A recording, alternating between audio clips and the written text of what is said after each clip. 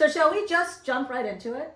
Oh my gosh, Yeah. I would love to do that. Yeah, Yes. let's just jump into it. We do have some pre-prepared questions, Yeah, right? That we we want do. to get through and kind of get your thoughts because we are eager to know. Eager to know, very. I mean, these are things that we've talked about while we were reading the book. So now we get to actually talk to you about it. It's kind of surreal. Yes, it really is. It really, It's an honor to be here. Thank you for thinking of me. And thank you for reading my book. Oh my gosh, of course. So, so like I mentioned, you've got this long-standing track record in Atlanta to be a journalist, and you founded and edited an editor of NRI Pulse, and then you've written this award-winning book. And I'm just wondering, like, do some of the main character in the book, the protagonist, her name is Tara Raj, do some of her characteristics, because she's also a journalist in the book, and she also is born and raised in India, as were you. So some of the characteristics of Tara reminds me so much of you. So as a writer, did you draw on some of those things? Well, I get asked this question all the time. But in order to answer your question, Neha, I'll have to rewind back to 2009, which is when I started writing Purple Lotus. Oh, wow. Okay, so when I sat to write the book, all I had was a blank page. I sat in front of the computer, in front of a blank page, and the first two words I typed were Purple Lotus. Why Purple Lotus? I guess I knew what the trajectory of the story would be, okay? The lotus is such a beautiful symbol of rising above one's adversities, and the purple lotus is a symbol of self-awakening. So I guess I knew where the story would go, but I had no story. Okay. So I closed my eyes, and what popped into my head was a scene from my own childhood. My six-year-old self on a train to Mangalore, which is my hometown, where Purple Lotus is partly set. So that's how the story begins. 6-year-old Tara is on a train journey to Mangalore with her parents, to her grandparents' house. Right. So, but by the second chapter, Tara had evolved into a person of her own, with a story of her own, a personality of her own, and that's where our stories sort of diverged, I think. But having said that, the Tara that you see, especially in the initial chapters, is a lot like I used to be in my 20s and 30s. Right. Vulnerable, fearful. Right. I had low self-esteem. Shy, super shy, timid, timid, and also I was in sort of a similar situation that Tara finds herself in. And the adult Tara, not the child Tara. I see. Yeah. So having said that, so I think most of us go through periods where we are vulnerable or shy or low self-esteem, low self-esteem, and so it was important for me to create such a character so people understand what a person who is going through a challenging situation goes through and why are they the way they are. And I think my almost 25-year journey in this country has been a journey towards self-discovery. It has been a journey toward discovering who I am and finding my voice. Wow. And what a well-rounded character that you created. I mean, we could really see that you poured your heart and soul into her, and I'm so glad there are similarities because I really loved her character. She's very strong, very smart, very thoughtful, and I really think that we all identify with that as women, and even some of the male characters too that you portrayed in there. I like that there was a difference. A range of men in there, some from differing backgrounds. Yes, the abusive husband. Correct. The crazy uncle. The crazy uncle. Yes. And the father, the overbearing father, but who then turned out, who softens, and becomes so protector, in a way, and loving, and different generations in the book were covered. I'm sorry. No, So what did you want to ask? Well, the character of Uncle Anand was such a powerful character that she kind of keeps revisiting him in the story, or you keep revisiting in the story, and it seems like in times of maybe, I don't know exactly how you used him, but I really enjoyed that he was an influence for her. And my question to you is, who is that for you? Is there an Uncle Anand for you? Well, and is there the character of, I'm sorry. No, Yeah. that's fine. The character of Uncle Anand is based on my own uncle. That's how I know so much about That's lovely. schizophrenia. That's How it wow. affects the people around you, the extended family as well. Tara lives with her Yeah.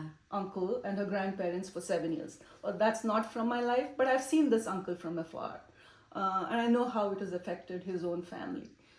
So I guess that's the reason he's there in the book. Yeah.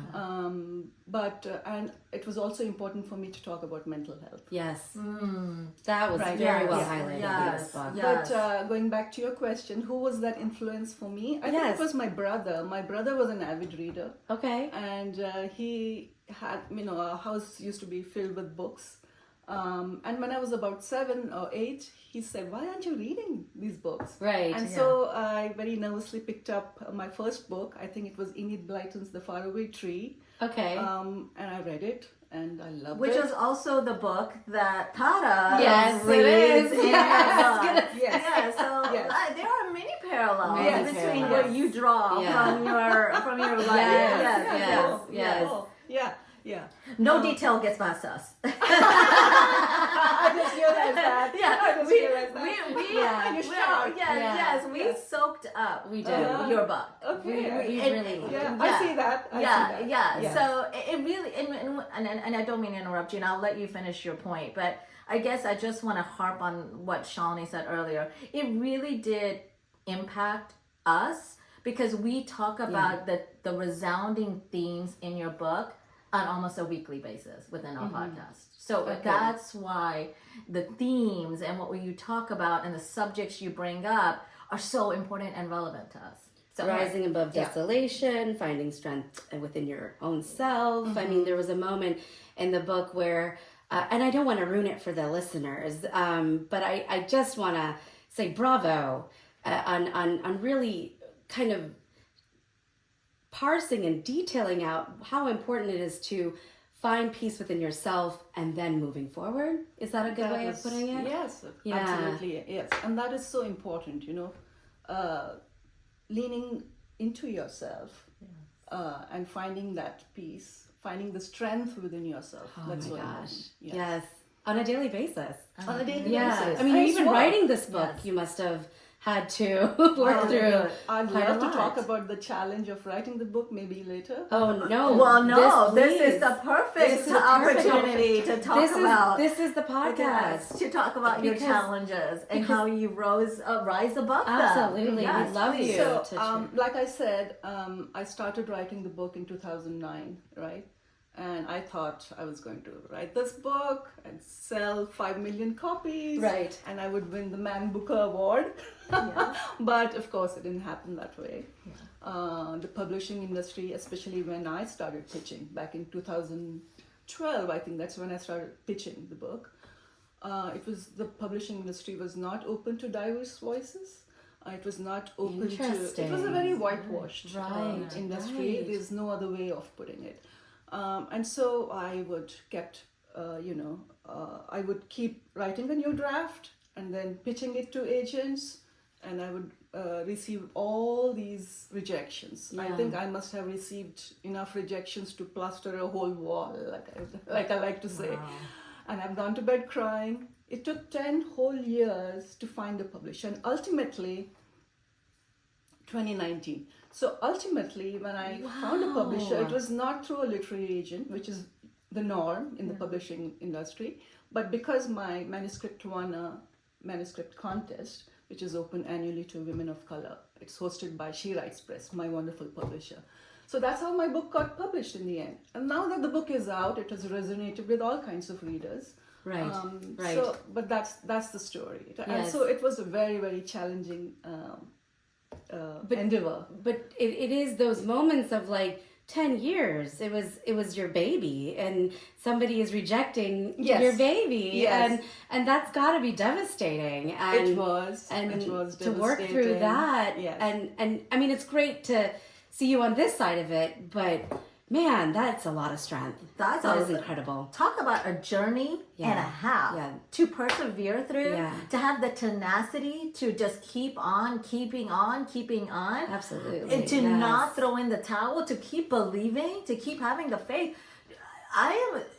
This just bravo.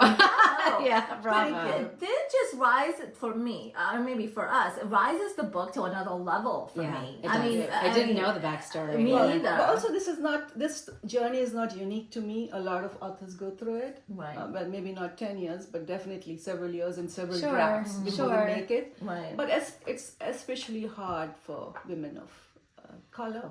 I think. Although things are changing slowly. Those are changing, but you're part of that change, right? So that you're giving the tools within the book, I think, also of not giving up, right? The strength, and it might have. It might be easy to resonate within people that are trying to make a career change or trying to get out of a rut, or however you look at it, there's always something that we need or want and going after. And I think that this is part of that fabric of solutions for women and men, I would say, to see themselves, right? And because there's many of people. So I kind of want to, and I hope you'll forgive me, I want to diverge into and we didn't pre-script this question, but I think it kind of follows the path that we're kind of going on, because we're starting to talk about writing and the journey you took to write the book, and there might be many other people that are listening that want to write a book or interested in how to publish or all that stuff. And I kind of want you to sort of speak about, because now in 2024, the times have changed a little bit, especially for women of color, right? There's a lot more acceptance of, because you could walk into any Barnes and Noble or Walmart or wherever, and the shelves are filled with of the cover images of women, especially of women that look like us, right? And so, which is hopeful, at least uplifting, it seems like. So, do you find that to be the case currently? Yes. And there are so many South Asian writers from Atlanta. There's Anjali Anjeti, there's Kiran Bhatt. There's Sonia Kamal.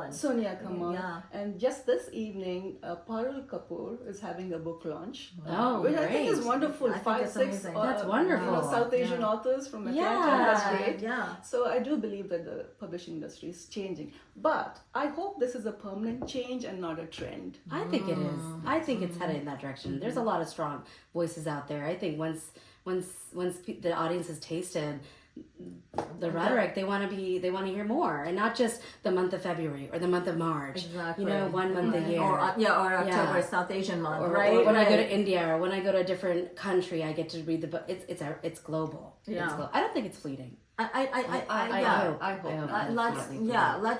Let's manifest that, right? Yes, let's manifest that. I think so. So let's delve back into the book a little bit, because there's so many, and we've kind of touched upon the themes that the book talks about.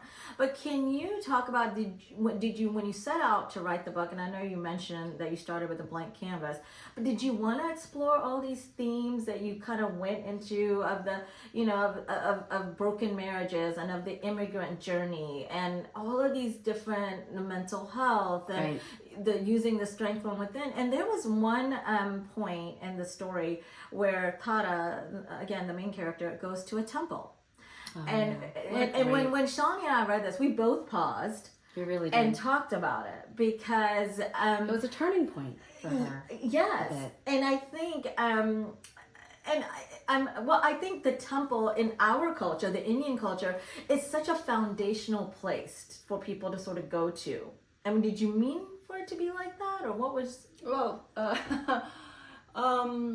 I think Tara went to the temple. She's an atheist at that point. She's agnostic, right? She's a non-believer. I didn't think I knew that. Yes. Oh, wow. Yeah, she is, because back in her childhood, she's scarred because her parents leave her behind with her grandparents, and then she says, "What's the point of praying if God doesn't stand by me?" Okay, I didn't catch it either. But that's even more poignant that she went.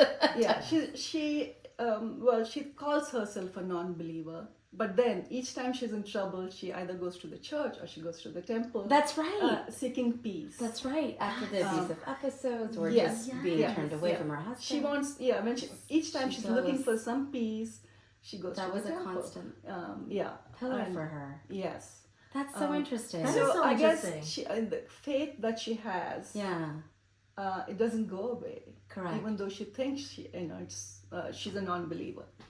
Oh wow! I didn't catch that until you just mentioned that. This is so incredible to hear so from profound. you. Yes. Yeah. Now that we think back, right? There are so many points in Tara's journey. Yeah. Even towards the end, Cyrus is missing. She tries to call him, and she's not able to reach him. And then she finds this small temple. Yes. And she goes and rings the bell. And that's when she realizes that she was never a non-believer. She always had that faith in her. Right. It just is the way she believed was different than others. That we're typically used to doing it. Yes. Wow, that's what interesting. I mean, it's actually profound. And I think you and I talk about this a lot, where we are raised with certain cultural traditions, we call them norms, and there's certain interpretations that we have of them now, and because they're not pure, we shy away from sharing those tweaks that we've made, right? So adjustments. No, okay.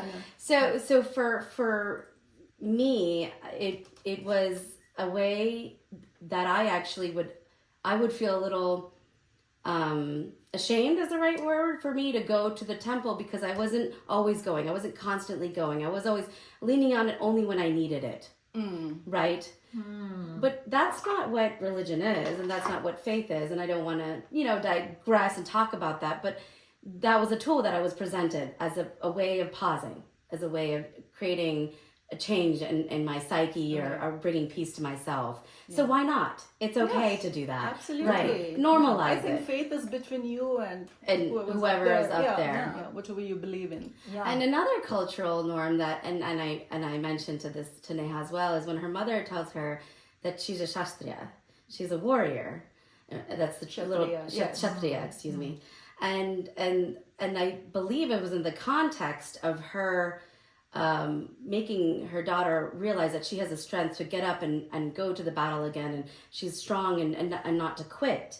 And I really love that. Maybe and would you say that how do you think she well, her mother may have meant it in the sense that Kshatriyas are warriors, right. Historically they're warriors, so get up and don't be so fearful, don't be so timid. That was just her way of saying it. But also, there's a lot of truth in that statement, not from the point of view of, the caste system. Correct. But there's truth. Just go up and face your fears. Face your fears. Yeah, and that's when your fears. She finds the strength to face her fears, her deep-rooted abandonment fears. Yes. Right. Right. Yeah. I mean, again, we can talk about all the things that this book talks about, and there's so many plot twists that come in the book. It's exciting. It is very exciting. It was a page turner for certain. But here's something, and this is just me and my brain, and I was a little confused about Tara's husband, her first husband, Sanjay. As to the cryptic email, and I know this is quite detailed, but it's just been on my brain, so you'll have to help me. So, he sends, they were engaged, and then he broke off the engagement or something, and then he sends them, the family, Tara's family, some sort of email that's saying, okay, it's back on again. I'm going to marry your daughter, or something along these lines. That's right. And I was a little confused about, okay, well, why did you send the email? So I'm going to ask you, why did he send the email? Do you know what I'm referring to? Yes. Okay. Read the book again. That was so well delivered. Okay. Touche. Yes. Well, for people who've read the book, chime in now. No. Yeah. Well, he has this girlfriend, correct? Yes. In DC. She's from DC. Yes, Liz. And Liz. So after a while, she breaks up with him. goes back to her Because of husband the- in DC, and that's the when he billboard, reaches out yeah. to Tara and says, "Come here, come." I So see. the main purpose of doing that is to make Liz jealous, I guess. Yes. But then when she comes, she's back with him, and they get back together. They do, Liz, yeah. Liz and Liz, Sanjay get back yeah, together, yeah. and then he doesn't tell her about Tara at all. Right. Yeah. Until the billboard incident. Yes. Yeah.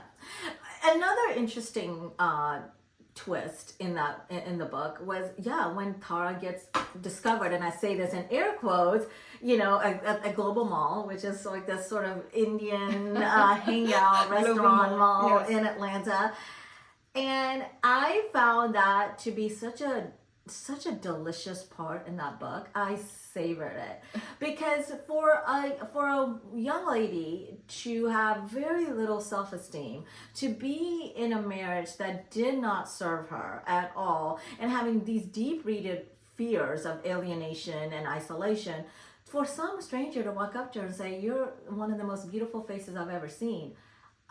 I just want to kind of talk through and walk through your process of why you decided her to bring that into the story.